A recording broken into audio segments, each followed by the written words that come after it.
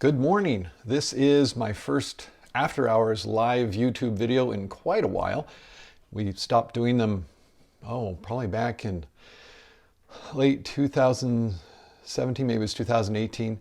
So I'd like to update on this situation with the coronavirus because there's been some changes and we should probably talk about that. So I want it to be a two-way conversation. This is a live video, so certainly people who are watching can chime in and ask questions or comment.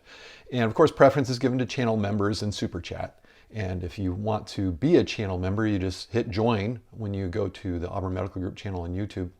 Also, we want you to know that the people who are already channel members will get special consideration. It's not that we ignore the other people, but they get special consideration. And for an update like this, when there's something that's important enough that I go ahead and make a live video like this, you probably want to get a notification about it if you're interested in health topics or enjoy our updates.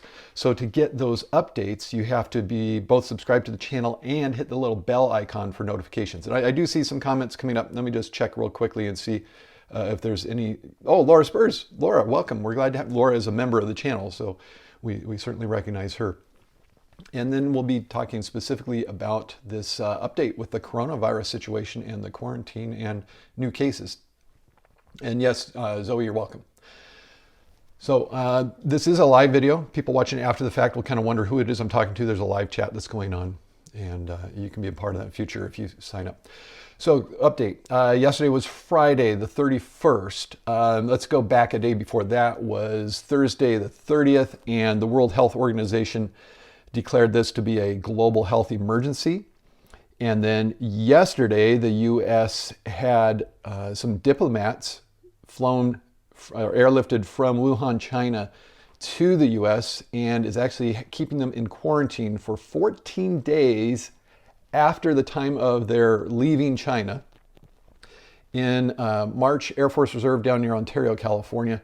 This is, they call it unprecedented, although we have had quarantines, federally enacted quarantines in the past. The last time it was done was before I was born for smallpox. I think it was before I was born. Anyway, 50 years or more ago for smallpox.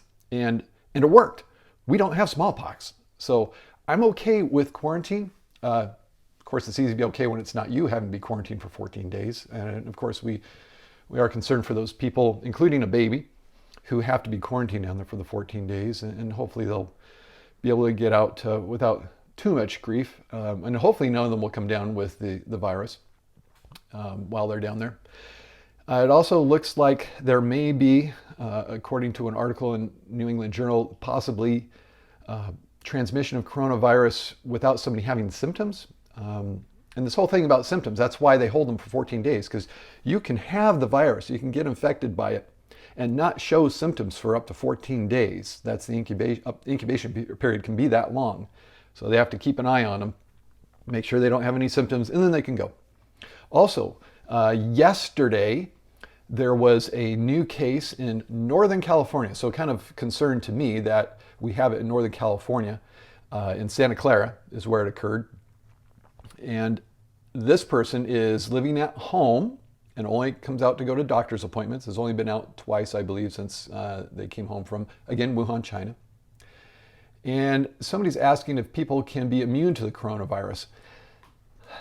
Well, even if you were immune to coronavirus, you would not necessarily be immune to this novel strain. This person in Santa Clara is the 7th to be confirmed by the CDC by testing. There are a number of people who are people under investigation. I think they call it PUI. I may have the wrong word there. I think it's PUI. I don't know if it's investigation, people of interest. That's something else, no. But anyway, they have this term for people who are being tested because they have symptoms and they either came back from China or they had contact with one of these confirmed cases from China. So I need to go over some of the public health things. So if you have fever, cough, shortness of breath, fever or cough or shortness, cough or shortness of breath and fever, and you've been in contact with somebody from China who's known to have the virus, or you're from China yourself, you need to get checked. Absolutely. You need to go to some kind of health facility now and get checked. We have rules at our facility. Well, everybody does now. for how to check this. And what we have to do is, mask you, put you in isolation the best we can in our office, and then call the CDC. Somebody's asking, just in case, how severe cold could, we'll skip that one, go on down to Laura. The ones in San Diego were negative, yay. And some people are concerned from people with upper airway disease or chronic illnesses like asthma or sarcoidosis. Absolutely, that would be a concern, not so much from the coronavirus. And that's something I want to establish with this is the CDC has taken what they call unprecedented action, although they did do quarantines back with smallpox.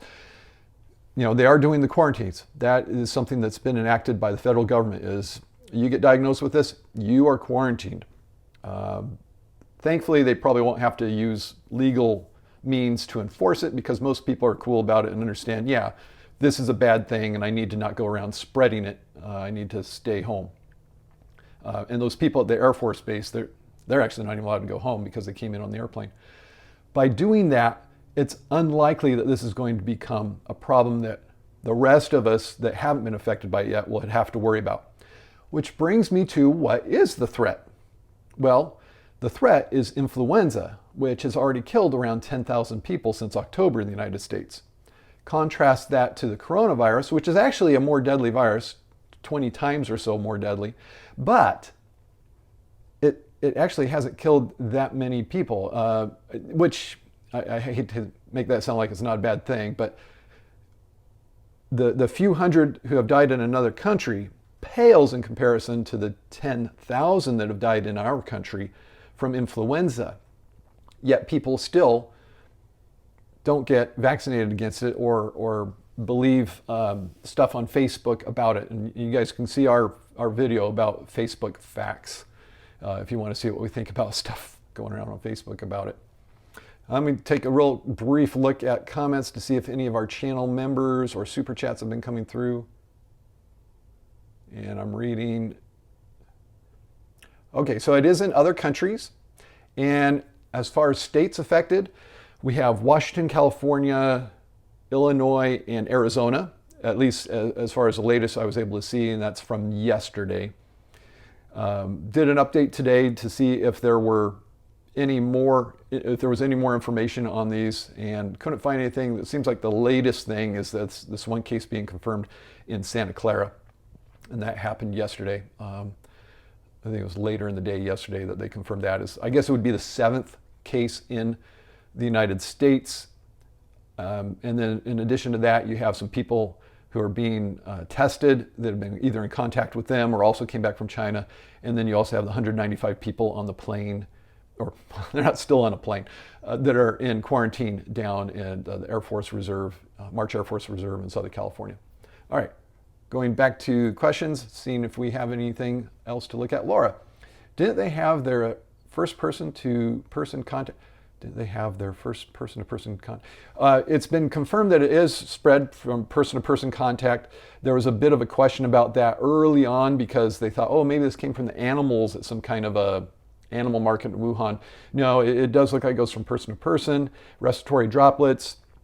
It's the same as influenza. So you want to not be around people sneezing and coughing, or if you are sneezing and coughing well, certainly preferably not be around people, but if you are, to keep it covered so that you don't get all of your respiratory droplets out there on people. And then the other thing is, it's not just breathing in these droplets, they get on stuff. They get on hands, they get on doorknobs. People shake hands, people touch keyboards and elevator buttons, and then they'll touch their face, their eye, nose, mouth areas. So washing hands a lot, being very conscious about touching your face. And it's interesting when little tricks are done to people to see how much they actually touch their face. People don't think they touch their face. But if you have a classroom and you pass around an object with a powder on it unknown to the audience, and they go around with a black light, turn off the lights and see where people have spread that powder, their faces are covered with it. People touch their faces, even if they say they don't. It takes a lot of self-control not to be touching your face. So keep that in mind. In fact, that's probably the best thing that we could get out there for information right now is consciously not touching your face. All right, Laura, you were saying, Laura touches her face all the time. And then declared world emergency. Somebody's asking, method of change is asking, declared world emergency. Yes, I bet they expect all of us to show up for work at 9 a.m. sharp tomorrow. Wake up, people. It's time not be sheeple anymore. Don't know what a sheeple is. I guess that's some kind of a strange scientific experiment. Thankfully, with the quarantine, chances are much lower that something horrible would happen and we would not need to show up to work. At this point, it looks like it's fine to, although I would be very aware of what's going on and stay up on any changes that occur on this. As long as the people are quarantined when they come in and we're able to keep them from getting in touch with the general population, we should have this under control. But cases do keep popping up. So that's why I say stay informed. If you're going to be concerned about some kind of a respiratory illness, it should be influenza. 10,000 deaths since October in the US. That is real. Even though it is only about a 20th as deadly as roughly as the novel coronavirus that we're concerned about coming from China. Somebody points out shopping carts. Yes, that's another thing. I say door handles, but you don't even go through touch the automatic doors at the grocery store. You touch the shopping cart. Yes, you want to do that. And when you do, somebody else is bagging your food. Somebody else is touching your items. Wash off your fresh fruits and vegetables. Don't just eat them. Somebody's telling me what a sheeple is. Method of change. The same guy who's writing. People who have the minds of sheep and don't know what happens around them. Yes, so stay informed.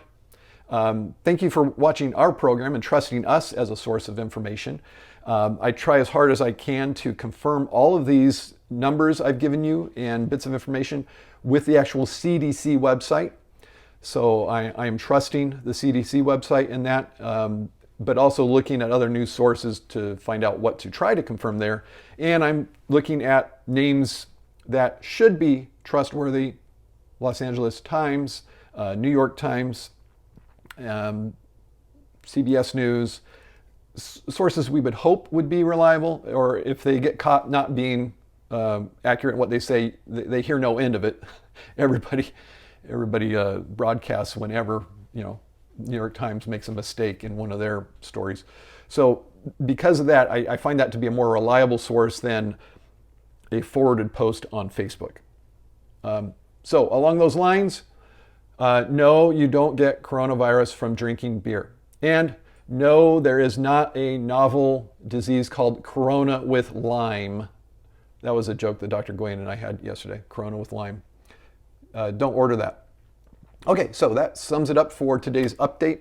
Thank you all for participating. Thank you especially to Laura, our channel member, who really participates in the chat. If you also want to become a channel member, just hit join. And if you want to be notified when we go live with updates, you just make sure, also Teresa's here. Teresa, thank you also for being here.